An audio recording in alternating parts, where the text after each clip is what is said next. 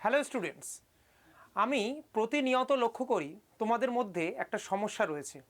সেটাকে সমস্যা না বলাই ভালো, কারণ সমস্যা বলাটা নেগেটিভ শব্দ। আমি দেখেছি যে তোমরা অনেকে গণিতকে ভয় করো বা ম্যাথকে ভয় করে চলো। অনেকেই বলো ক্লাসে যে স্যার এই যে পার্টিকুলার টপিকটা না আমাদের খুব ভয় করে, মনে হয় যেন এটাকে ছেড়ে দিয়ে আমরা বাকিগুলো থেকে যদি নাম্বার তুলে নিতে পারি অনেক বোধহয় ভালো হয়। কিন্তু এই ধারণাটার জন্ম কী করে হলো? যদি আমরা জানি এর জন্ম কী করে হলো বা এর সমস্যাটার রুট কোথায়, তাহলে কিন্তু এর সমাধান আমরা নিজেরাই বের করতে পারি। তাই জন্যই আজকের এই সেশনটা নিয়ে আসা। এটা একটি কমন প্রবলেম এবং আমাদের ভারতবর্ষ তথা আমাদের পশ্চিমবঙ্গের দিকে যদি আমরা লক্ষ্য করি, তাহলে এই প্রবলেম আমাদের গ্রামের দিকে অনেক বেশি পরিমাণে দেখা যায়। তো এই প্রবলেমের রুটটাকে একবার জেনে নিই। চলো দেখা যাক আমাদের গণিতে এত ভয় কেন। ছোটোবেলায় প্রথম পয়েন্ট ওয়াইজ তোমাদেরকে লিখেছি, ছোটোবেলায় শেখা বা শেখানোর অভাব। তোমরা অনেক সময় নিজেরা অজুহাত দাও বা অজুহাত দিতে হয় এটা বলে যে ছোটোবেলায় স্যার আমরা শিখতে পারিনি। সেটা কিছুটা হলেও কিন্তু সত্য কথা। তার কারণ ছোটোবেলা তোমরা যে ধরনের এডুকেশন তোমাদের পাওয়ার কথা ছিল, হয়তো সবাই সেটাকে পাওনি। হতে পারে তারা সব কিছু পেয়েছো, অথচ তোমাদের সামনে যিনি এডুকেশনটা দিচ্ছেন, তোমাদের সামনে যিনি ম্যাথামেটিক্সকে বোঝাচ্ছেন, তিনি তোমাদের মধ্যে কনফিডেন্স গ্রো করার পরিবর্তে তোমাদের মধ্যে ভীতির সঞ্চার করিয়ে ফেলেছেন অজান্তেই। যেমন যেমন ছোটোবেলায় আমি কেন, আমার অনেক বন্ধুরাও বা আমার ছোট ছোট ভাই বোনেরা, তোমরা যারা পড়াশোনাটা করছো, তোমরা কিন্তু অনেকেই এই জিনিসটা ফেস করেছো যে ছোটোবেলায় যখন আমরা কোনো একটা প্রবলেমে আটকে গেলাম, ব্যাচে তো সবাই ভালো ছাত্র হয় না, প্রথম দিকে সবার রোল নাম্বার হয় না। তো অনেক ছাত্রছাত্রী আমরা কি আছি বলো, যারা একটু পিছনের বেঞ্চের দিকে বসি। এই কারণে এটা নয় যে আমাদের পিছন দিকে বসতে সবসময় ভালো লাগে, এটা একটা সিস্টেমে পরিণত হয়ে গেছে। তার পিছনে কারণ হলো, কারণ সামনে বসলে যদি স্যার বেশি পড়া ধরে বা বেশি জিজ্ঞাসা করে, আমরা কি বলবো, আমাদের হাসির পাত্র হয়ে যাব আমরা। তো ভালো করে চিন্তা করো যে কেন এটা হচ্ছে। এটা হওয়ার পিছনে কারণ হলো, যখন তুমি কোনো একটা সাবজেক্টকে যত তাড়াতাড়ি তুমি ধরতে পারছো, তার আগে তোমার প্রথম দিককার বন্ধুরা ধরে ফেলছে। দেখো সবার তো ক্যাপাসিটি সমান নয়, তো আমাদেরকে কি হয়, সবাইকে নিয়ে চলাটা জরুরি ছিল। এখন তোমার শিক্ষক মহাশয়, যথেষ্ট সম্মানের সহিত তাকে আমি বলছি, কারণ এটা একটা সিস্টেমগত সমস্যা।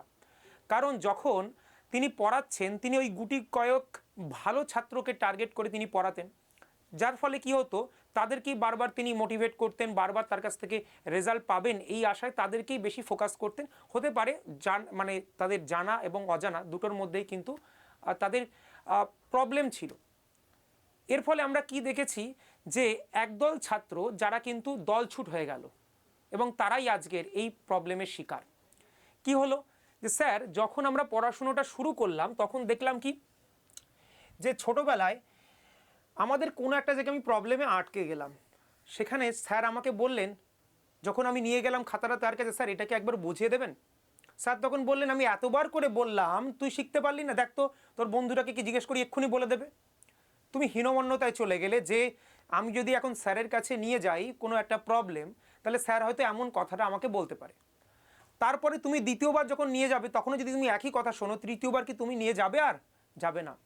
আস্তে আস্তে ম্যাথ তোমার মধ্যে একটা ভীতির কারণ হয়ে দাঁড়াবে এবং এই সমস্যা একটা বড় সংখ্যক ছাত্রছাত্রীদের মধ্যে বিরাজমান। যার জন্যই আজকে ম্যাথামেটিক্স একটা ভালোবাসার জায়গা, একটা প্র্যাকটিক্যাল সাবজেক্ট না হয়ে একটা পাস করার একটা কষ্টকর সাবজেক্টে পরিণত হয়েছে। আর সেই প্রতিফলন আমাদের কম্পিটিটিভ জগতে, কম্পিটিটিভ ম্যাথামেটিক্সেও দেখতে পাই। কারণ আমরা অঙ্ককে ভিজুয়ালাইজ করতে পারছি না, আর ভিজুয়ালাইজ না করতে পারলে কি করে আমরা সেকেন্ডে সলভ করবো? যতই আমরা ট্রিক শিখি, ট্রিকটাকেও তো আমরা মুখস্থ করে ফেলছি অনেকে, তাই না? তো অনেকে ছাত্রছাত্রীকে যখন আমি পড়াই, তারা এই কথাটা বলে যে স্যার যে ট্রিকটাকে একটু ভালো করে ট্রিক শিখিয়ে দেন তো। ট্রিক শেখানোর কি আছে, যদি আমি ভালো করে কনসেপচুয়ালি জিনিসটাকে দেখি এবং তারপরে যদি আমি সেটা থেকে ভালো আন্ডারস্ট্যান্ডিং ডেভেলপ করে নিই, তো ট্রিক তো অটোমেটিক তৈরি হয়ে যায়। তার জন্য কি আলাদা করে কোনো মঙ্গল গ্রহ থেকে ট্রিক আনতে হবে? এমন তো নয়, তাই না? তো মেন রুট কজ হচ্ছে ছোটোবেলায় শেখা বা শেখানোর অভাব। সেটা তোমার দিক থেকে অবহেলার কারণ হতে পারে, যারা হয়তো পর্যাপ্ত সমস্ত ফ্যাসিলিটি পেয়েছো অথচ নিজেরা সেটাকে গুরুত্ব দাওনি। আর হতে পারে তোমাকে যিনি শেখাচ্ছেন তার কোনো নেগলিজেন্সের কারণে এই প্রবলেমটা অ্যারাইজ করেছে। ক্যালকুলেশনে দুর্বল। দেখো একটা ছাত্র, সবাই তো সমান মেরিটের অধিকারী নয়, 19-20 তফাৎ হয় এবং হওয়াটাই স্বাভাবিক। ক্যালকুলেশনে তোমার লেট হতেই পারে, কিন্তু একটা ছাত্র বা ছাত্রীকে যদি আমরা ক্যালকুলেশনে বারবার ট্রেন করি তার ক্যাপাসিটি অনুযায়ী, তাহলে কিন্তু সে আস্তে আস্তে ক্যালকুলেশনে স্ট্রং হতেই থাকবে, এটা ন্যাচারাল ব্যাপার। কিন্তু যদি আমি ওই গুটি কয়েক ছাত্র, ভালো ছাত্রের কথা ভেবে যে ওরা তো পেরেই যাবে বলে একজন মাস্টার মশাই যদি ছেড়ে দেয়, তাহলে যেরকম প্রবলেম সৃষ্টি হয়, যেটার কারণে অনেকে সমস্যায় ভুগছো, সেরকম অনেক ছাত্রছাত্রী কী করেছো, স্যার ঠিক আছে অঙ্ক প্রচুর ক্যালকুলেশনের, আমরা অন্য সাবজেক্ট পড়ে নিই, তার থেকে বেটার হবে, নাম্বার উঠে যাবে। নাম্বার তোলার চক্করে অনেকে কিন্তু এই জিনিসটাকে অত গুরুত্ব দাওনি। ছোটোবেলায় মাধ্যমিক পরীক্ষা যারা দিতে, আমি অনেকের মধ্যে দেখেছি এরকম প্রবণতা, তারা কি করতো, স্যার আমাকে একটা সেট অফ কোয়েশ্চেন্স দিয়ে দিন তো স্যার, 100টা 200টা 500টা, তার মধ্যে যেন কমন পড়ে যায়। মানে কতটা হাস্যকর ব্যাপার দেখো, অঙ্ক সেখানে ক্যালকুলেশন করতে হবে, সমাধান করে মান বার করতে হবে, সেখানেও তুমি চাইছো সাজেশান যাতে কমন পড়ে যায়। তাহলে কি তুমি ক্যালকুলেশনের প্রতি তোমার ভীতি আছে যে তুমি ক্যালকুলেশন মেলাতে পারবে না? তার মানে ক্যালকুলেশনের প্রতি ভীতি সেই ছোটোবেলা থেকে তুমি ডেভেলপ করে এসছো, যা তুমি এখনও এই কম্পিটিটিভ সেগমেন্টে তুমি বয়ে বেড়াচ্ছ।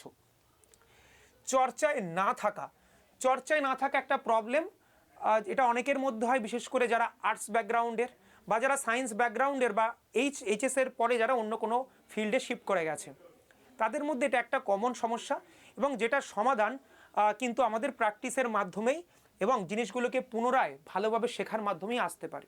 তোমরা যারা আমাদেরকে ফলো করো তাদের জন্য অন্তত আমি তোমাদেরকে এইটুকু অ্যাসিউরিটি দিই যে সমস্ত জিনিসকে সেইভাবে তোমাদেরকে সঙ্গে রিলেট করিয়ে দেবো যেখানে থেকে তোমরা ছেড়ে এসেছো অলরেডি, তাই না? তো সেই জায়গাটা রয়েছে চর্চায় না থাকলে যে কোনো জিনিসই কিন্তু আমাদের সামনে ধোঁয়া টাইপের হয়ে যায়। যে কোনো জিনিস তুমি যদি আজকের দিনে তুমি এবিসিডি চর্চা করা মানে বন্ধ করে দাও, তাহলে দেখবে তুমি এবিসিডি কিন্তু মানে তোমাদের কাছে গড়বড় হয়ে যাবে। ঠিক তুমি যদি এটাকে মিথ্যা প্রমাণ করতে চাও তুমি করে দেখতে পারো, বাট আমি তোমাকে বলছি ক্রস প্রশ্ন করে যে তুমি আজকে বাড়ি গিয়ে যদি তোমার বাংলা চর্চা তুমি বন্ধ করে দিয়ে থাকো, যেরকম যদি কোনো ছাত্র থাকো, সে অ থেকে শুরু করে একেবারে মানে স্বরবর্ণ থেকে শুরু হয়ে ব্যঞ্জন বর্ণের শেষ অবধি, মানে চন্দ্রবিন্দু চাঁদ অবধি তোমরা বলার চেষ্টা করো, তো দেখো তো মাঝখানে কোনো ওভারল্যাপ হয়ে যাচ্ছে কিনা বা অর্ডার চেঞ্জ হয়ে যাচ্ছে কিনা, তাহলে বুঝতে পারবে চর্চা বিনা কি সমস্যা হয়। এবার দেখো ভাষাগত সমস্যা, এটা একটা বড় প্রবলেম, ছোট প্রবলেম নয়। বিশেষ করে কম্পিটিটিভ জগতের ছাত্রদের একটা বড় প্রবলেম হচ্ছে ভাষাগত সমস্যা। আমি যত ছাত্রর সঙ্গে ডিল করেছি বা যত ছাত্রকে আমি পড়িয়েছি, তার মধ্যে 90% কেসে কিন্তু এই সমস্যাটা একটা মেজর প্রবলেম, পরীক্ষায় বেটার নাম্বার না ওঠার। বলে স্যার কেন? কারণ ভাষাগত সমস্যা হচ্ছে এমন একটা সমস্যা, দেখো সেম জিনিস স্যার যদি ফিল করছে একটা ছাত্র যে স্যার আমি অঙ্কটা তো করতে পারলাম আপনি যখন বোঝালেন, কিন্তু আমি পড়ে স্যার বুঝতে পারিনি। অনেক সময় সময়গত যে একটা বাধা থাকে আমাদের কাছে কম্পিটিটিভ এক্সামে, যে আমাকে 30 সেকেন্ড 40 সেকেন্ডে পড়তে হবে, কোশ্চেনটাকে সলভ করে ফেলতে হবে, পড়া তো অনেক কম সময় করতে হবে, তো এত কম সময় পড়ে স্যার আমাকে কোশ্চেনটা সলভ করতে হবে, এই চাপে তোমরা কোশ্চেনটাকে ভালো করে পড়োই না, যার ফলে কি হয় পুরো জিনিসটা একটা ক্যাওয়াস হয়ে যায়। তো এটা একটা সমস্যার কারণ, যেখানে আমাদের ভাষাগত সমস্যা রয়েছে। কোথায় গিয়ে আমাদের থামতে হবে? অনেককে আমি অনেক ছাত্রকে প্রশ্ন পড়তে দিই যখন, তারা কি করে একদম সেই গরু রচনা পড়ার মতো প্রথম লাইন থেকে শেষ লাইন পর্যন্ত পড়ে বসে। তাদেরকে আমি বোঝাতেই পারছি না যখন যে তোমাদেরকে পড়তে কি করে হয়, কারণ পড়া জিনিসটা তো একটা আর্ট, যে কোথায় দাঁড়িয়ে আছে, কোথায় কমা আছে, কোথায় পূর্ণচ্ছেদ আছে, কারণ মানুষ পড়তে পড়তেই বুঝতে থাকে যে কি বলেছে আমার কাছে, বক্তা কি বলতে চেয়েছে। তো এই জায়গাটা কিন্তু আমাদেরকে ছোটোবেলায় অনেকের ল্যাক থেকে গেছে, যার ফলে আজকে বাংলা ভাষা বুঝতেও অনেকের প্রবলেম হয়। আর একটা তো সমস্যা আছেই, যে সকল পরীক্ষা ইংরাজি ভাষায় পরীক্ষা, ইংরাজির নাম শুনে অনেকে হাত পা কাঁপতে আরম্ভ করে, কিন্তু ইংরাজি ভাষাটাকেও আমরা খুব সিম্পল করে নিতে পারি, যে অফের পরে কি আছে, দ্যানের পরে কি আছে, তার মানে দ্যানের পরে যে বসবে তার রেসপেক্টে তুলনা করা হচ্ছে, কিছু কিছু কিওয়ার্ড ধরেও কিন্তু আমরা কোয়েশ্চেনটাকে খুব তাড়াতাড়ি পড়ে ফেলতে পারি, পুরোটাকে মাথায় চাপ না নিয়ে। তো ভাষাগত সমস্যা একটা বড় প্রবলেম। সাইকোলজিক্যাল সমস্যা কেন বলছি, অনেকে প্রথম থেকেই নিজে থেকে অ্যাজিউম করে নাও যে আমার দ্বারা ম্যাথামেটিক্স হবে না, এ বহু ছাত্রছাত্রীদের সমস্যা, বিশেষ করে মেয়েদের মধ্যে একটা বড় সংখ্যক পার্সেন্টেজে তাদের মধ্যে এই সমস্যা আছে। তারা মনে করে যে স্যার আমার মনে হয় ম্যাথ হবে না। ঠিক আছে, তুমি যদি আগে থেকেই নিজের উপর চাপিয়ে দাও যে স্যার আমার দ্বারা ম্যাথ হবে না, তাহলে তোমার দ্বারা জীবনে ম্যাথ হবে না। আগে তো নিজেকে বোঝাও যে আমিও সবার মতোই নর্মাল, ঠিক আছে কি বললাম, আমিও সবার মতো পারি, তবেই তুমি ম্যাথটা পারবে। কেন নিজে থেকে কোনো জিনিসকে চাপিয়ে দিলে তোমার হাত পা কাঁপবে সেই জিনিসে।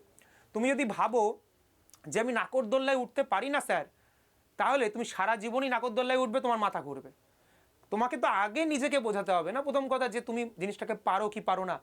তুমি আগে নিজেকে বোঝাও আমি পারি, আমি পারি, সেলফ কনফিডেন্স ডেভেলপ করো, দেখবে পৃথিবীতে কোনো জিনিসই অসম্ভব নয়, তাই না? এরপরে দেখো সামাজিক সমস্যা। সামাজিক সমস্যা কি? তোমার সমাজ তোমার ম্যাথের বিরুদ্ধে তোমাকে নিয়ে চলে যায়।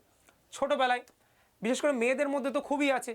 ছোটোবেলায় সে যখন পড়াশোনা করছে, তুই না বায়োলজি নিয়ে পড়, তুই না বায়োলজির কোনো সাবটপিক নিয়ে তুই ভবিষ্যতে পড়াশোনা শুরু কর, এত ম্যাথামেটিক্স তোর দ্বারা হবে না। মানে পরিবার, আশেপাশের মানুষজন তোমার মধ্যেই অজান্তেই মাথায় ঢুকিয়ে দিচ্ছে যে মেয়ে মানেই কি হবে, তোমাদের ওই ধরনের মানে সায়েন্সের টপিকের জন্য যেতে হবে। কিন্তু সায়েন্স তো সবই সমান, সায়েন্সের তো কোনো ডিভিশন নেই। যতটা ইম্পর্টেন্ট আমাদের কাছে ম্যাথ, ততটা ইম্পর্টেন্ট আমাদের সেটা জুওলজি হোক, বোটানি হোক, সমস্ত কিছু। তার মানে আগে থেকে আমাকে ঢুকিয়ে দেওয়া হচ্ছে এটা মানে ওদের জন্য, এটা মানে ওদের জন্য। ঠিক আছে, অনেক যারা পিছনের দিকে ছাত্রছাত্রী আছে তাদেরকে ছোটোবেলা থেকে বোঝানো হয়, ও তুই সায়েন্স নিয়ে কি করবি, মানে সায়েন্স মানে অন্য গ্রহের জিনিস, তাই না? মানে আমরা এই যে ধরো এক বোতল জল খাচ্ছি, ঠিক আছে, জল ঠান্ডা গরম এর মধ্যেও সায়েন্স, বোতলটা তৈরি হয়েছে তার মধ্যেও সায়েন্স, কেমিস্ট্রি, তাই না? তার মানে সায়েন্স আমরা দৈনন্দিন জীবনে কাজ করছি, অথচ সায়েন্স কি মঙ্গল গ্রহের জিনিস। ভাবো একবার কি ধরনের মানে ধারণা। তার মানে কি? তার মানে তোমার কাছে তুমি ক্লাসের প্রথম দিককার ছাত্র মানে তুমি সায়েন্স নেবে, তুমি মঙ্গল গ্রহে পড়বে, তার মানে জোকস অ্যাপার্ট। তার মানে এমনটা নয়, যেটা আমাদেরকে আগে থেকে কিন্তু আমাদের পরিবেশ আমাদের মধ্যে চাপিয়ে দেয় যে তুই ইতিহাস নিয়ে পড়, তুই বাংলা নিয়ে পড়। আমি কি নিয়ে পড়বো সেটা সম্পূর্ণভাবে আমি ঠিক করব, তাই না? আর এই ধরনের সমস্যার কারণে যে ভীতির জন্ম হয়, সেই ভীতির রূপ যারা কম্পিটিটিভ এক্সামে বসতে আসে তাদের মধ্যে দেখা যায়। আশা করি তোমরা তোমাদের সঙ্গে রিলেট করতে পারছো ঘটনাটা। এছাড়া আছে লিঙ্গভেদের সমস্যা। এই লিঙ্গভেদের সমস্যাটা আমি আগেই বলে দিয়েছি যে মেয়েদের জন্য আগে থেকে কিছু বলে দেওয়া হয় যে অমুক সাবজেক্ট নিয়ে তুমি পড়াটা বেটার হবে, অমুক সাবজেক্ট নিয়ে পড়াটা উচিত হবে না। আগে থেকে যদি কারোর মাইন্ডটাকে এভাবে মোটিভেট করে দেওয়া হয় নেগেটিভলি, তাহলে সে কোনো দিনই কোনো সাবজেক্টেই ভালো কিছু করতে পারবে না, যেটার সঙ্গে সম্মুখীন অনেকেই তোমরা হয়েছো। তো এই যে আমরা মোটামুটি 7টা পয়েন্ট লিখলাম, এই কারণেই কিন্তু তোমাদের মধ্যে অঙ্কে ভয় আছে। আচ্ছা স্যার, ভয় তো আছে স্যার, সলিউশন বলুন। যে কোনো সমস্যার একটা সমাধান হয়, তুমিও জানো, আমিও জানি, এবং বিশ্ব ব্রহ্মাণ্ডের সত্যই এটা। তাহলে এই সমস্যার সমাধান কি স্যার? এই সমস্যার এক এবং একমাত্র সমাধান হলো নিজেকে বোঝাও আমি পারি, আই ক্যান ডু ইট। তো এটা যদি তুমি নিজেকে বোঝাতে পারো, বারবার নিজেকে সেলফ মোটিভেটেড করতে পারো, বাকি জগৎটাকে আলাদা রেখে, then you can do it. আমি তোমাদেরকে এটুকুই বলবো, নিজের উপর বিশ্বাস রাখো, আর কনসেপ্টগুলো যেগুলো কনসেপচুয়াল আন্ডারস্ট্যান্ডিং, ট্রিকের দিকে না দৌড়ে আগে কনসেপ্টটাকে বোঝো, ট্রিক অটোমেটিক তৈরি হবে তোমার কাছে। এইটুকু যদি করতে পারো, ম্যাথামেটিক্সে ভয় শুধু ভাঙবে না, ম্যাথামেটিক্সকে তোমরা জয় করতে পারবে। আজ এটুকুই, পরে কোনো দিন তোমাদের জন্য আরও এই ধরনের ইম্পর্টেন্ট এবং গুরুত্বপূর্ণ টপিক নিয়ে কথা বলবো, যেগুলোকে হয়তো অনেক সময় আমাদের বলা হয়ে ওঠে না, কিন্তু বলাটা খুব জরুরি, কারণ ছাত্রছাত্রীদের জন্য এগুলো একটা সমস্যার কারণ হয়ে দাঁড়ায়, যেগুলো তোমাদের জন্য একটা সলিউশন আমাদের দেওয়া দরকার। আশা করি ভালো লেগেছে। যদি ভালো লেগে থাকে অবশ্যই আমাদের সঙ্গে জুড়ে থাকো, এবং দেখা হচ্ছে খুব তাড়াতাড়ি আবার।